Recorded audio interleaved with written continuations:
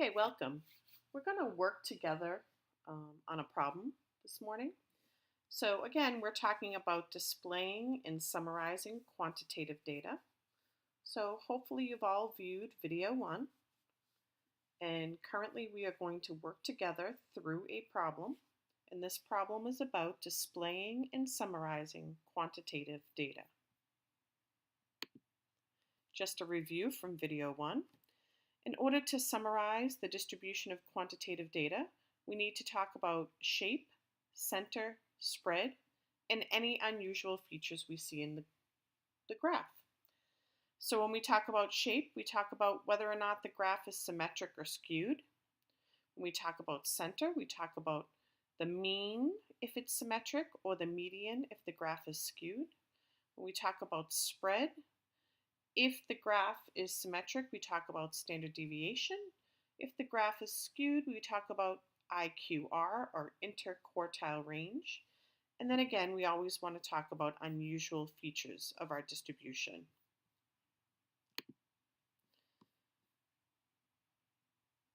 One of the ways we can display the distribution of quantitative data is by using a box plot. And I wanted to give you an idea of what a roughly symmetric box plot would look like. And if we kind of drew a curve here, we could see it's roughly symmetric. This box plot here is skewed left. You can clearly see this whisker is over to the left here, and this one is skewed right. This is what it might look like if you had a computer printout.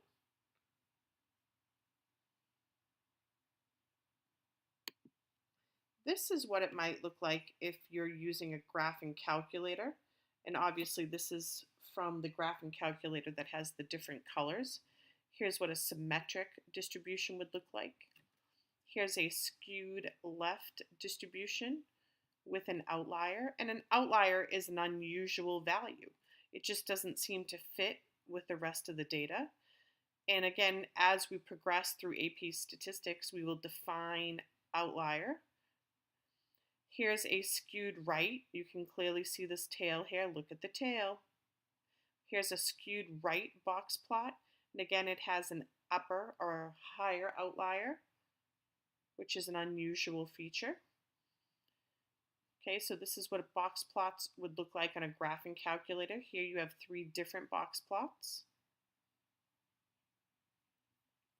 When creating a box plot, we need a 5-number summary. All of these data values we can get in our calculator, and that's what we're going to be working on here today. Entering data in our calculator, graphing the data via box plot, and then summarizing the data. So the 5 numbers that we need in order to create a box plot are the minimum data value, lower quartile, median, upper quartile, and maximum data value.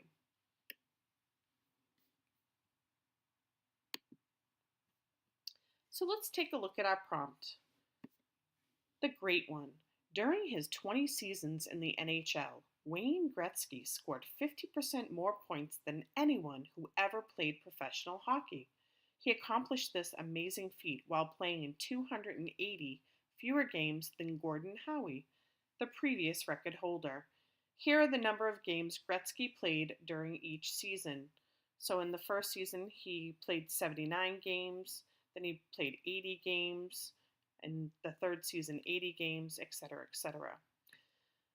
We're asked to create a box plot for these data, describe the shape of the distribution, describe the center and spread of the distribution, and we're asked if there's any unusual features that we see and what we might think could explain these unusual features. So let's take a look at our graphing calculator. So everybody take out your graphing calculator. And here I'm going to take a look at the data values because I need to see them while I'm plugging into my graphing calculator. Make sure you have a blank screen. Okay. So today we're going to be using the stat key, the stat plot key, which is blue right here, and the graphing key. All right, so let's go to our stat menu. We're going to hit the number 1 or just hit enter because we're going to enter data into our calculator. You see here I have data from last year's AP Stats class. So I'm going to arrow up to the top of my list and I'm going to hit clear and enter. So now I have a clear list 1. So I'm going to come over here and take a look at my data. In list 1, I'd like to put the number 79, 80, 80. So I'm just going to plug it in. So take a minute and plug in your data. 79, enter. 80, enter. And I think 80 appears 3 times in a row. Yep.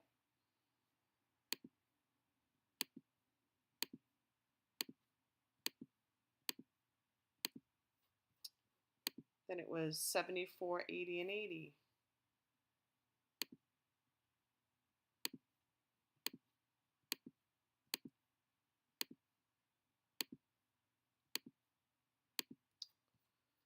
$79, $64, and $78.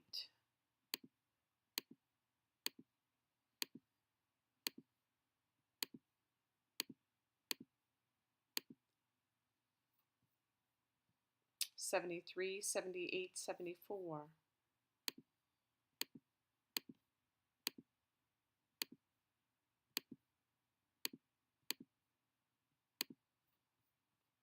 $45, $81, $48.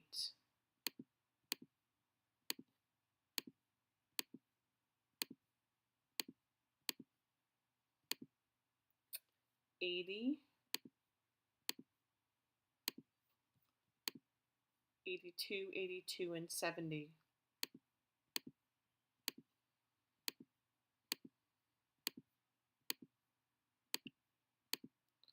And I just want to double check. I have all 20 of Wayne Gretzky's hockey seasons entered in my calculator. So here they are. They're all located in list 1. Okay. So before I move on, I'd like to, find my mean, median, standard deviation, my 5-number summary. So I'm going to use my calculator to find all these statistics. So again, let's hit our stat key. I'm going to arrow over to calculate. And I have one variable here. I'm talking about games per season for Wayne Gretzky. So I'm going to click on one variable statistics. And again, you can either select the number 1 or just hit enter because number 1 is already selected. Yes, I want the one variable statistics for list 1. Well, what if you had list 3 here, not list 1? You would just hit second, the number 1, and list 1 would show up there. Okay, so you can change what list you're looking at. And yes, we want to calculate all the statistics for Wayne Gretzky and the number of games he played per season. Okay, so on the exercises on your own, you are going to take a screen capture of this window. Okay, so you would hit Command-Shift-4 and take a screen capture. That will be part of your graded assignment. And I need this window right here. And just to let you know some of the information that this window displays, first of all, X bar is the mean of your data. So on average, Wayne Gretzky played about 74 games per season. S with the subscript X is the standard deviation with a variability of about 10.5 games. So he played roughly 74 games plus or minus 10.5 games. There were 20 years in this data set, n is equal to 20. And I'm going to scroll down. Right here is my arrow down. And then I'm going to, for the exercises on my own, I'm going to take another screen capture of this window. Okay. And here you see my calculator gives me my 5-number summary, which is important when creating a box plot. Okay, so here's my min, Here's my Q1, or my lower quartile, my median, my Q3, and my maximum beta value. Okay, so let's take a look. What I did here is I screen captured both of those windows. Okay, so here's my mean of 74.35 games, my standard deviation, or the spread, of approximately 10.5 games. Here's my 5-number summary, very important. My min, lower quartile, median, upper quartile, and maximum. And again, you'll discuss this 5-number summary further in your AP statistics class. In order to determine the interquartile range, we learned in the last video the interquartile range is Q3, which is 80, take away Q1, which is 73.5, which gives us a spread of about 6.5 games. Okay, so the first question was create a box plot for these data. So let's take a look again at our graphing calculator. How are we going to do that? Well, before we graph anything in our statistics menu, we want to make sure there's nothing in our y equals. So these are our graphing windows right here, or our graphing keys. Press your y equals and just scroll down, make sure you don't have anything in your y equals. Okay, so as long as your y equals is clear, we're ready to proceed. Hit second y equals, and you get to the stat plot menu. And again, we're going to be plotting, or we're going to create a box plot. So if you could just hit the number 1 or enter, either one. We're going to make sure to turn your plot on. Okay, so if it was off, say it was off, it would look like this. Okay, you just arrow over and hit enter, turn your plot on. We want a box plot, and we want to make sure we select the box plot with outliers. That means unusual features. Okay, so make sure we click this box plot right here, hit enter. We're going to use the data from list 1. So again, if this says something other than list 1, you'd hit second and then the number 1. Okay, and frequency you do not need to change. I have the color addition, so mine's going to be in blue. Okay, so make sure your window looks like my window.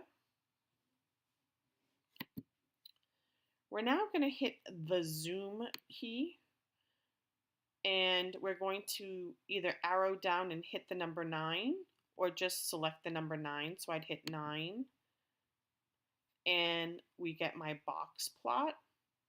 And clearly we see some unusual features here. And we can see that this box plot is skewed left. We see that left tail, okay, skewed left with some unusual features. So again, on the exercises on your own, I'd ask you to screen capture this window, which would be Command-Shift-4. Okay, and you see that I've done this as well. Okay, I've numbered my number line because obviously that's important that your number line has some sort of units on it, and these would be games. This represents 85 games.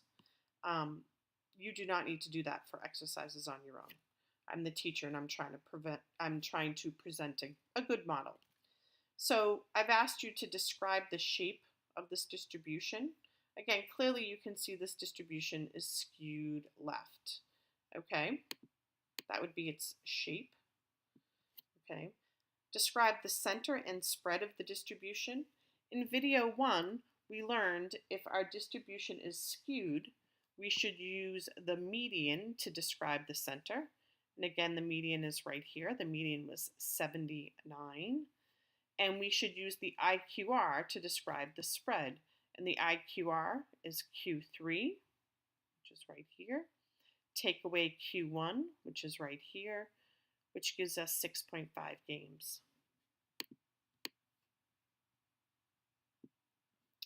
What unusual features do you see?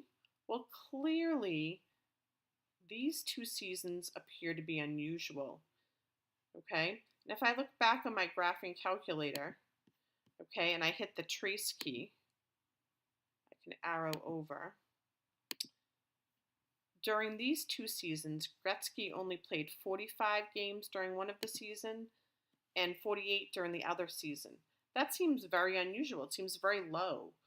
The rest of the seasons he was playing, let's see, the next smallest was 64 games he played in one season.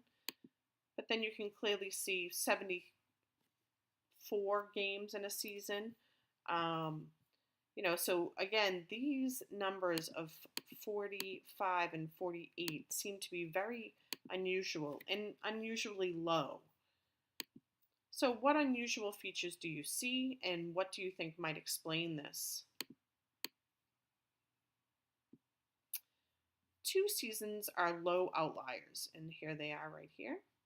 When Gretzky played fewer than 50 games, he may have been injured during those seasons. But regardless of any possible reasons, these seasons were unusual compared to Gretzky's other seasons. So we've completed this question. We've answered all of the prompts. We created a box plot. We've described the shape of the distribution. We've described the center and the spread of the distribution. And we've described any unusual features that we see in the distribution. So we've now completed the work together. The next step will be for you to complete exercises on your own and to submit that activity on Moodle. Thank you.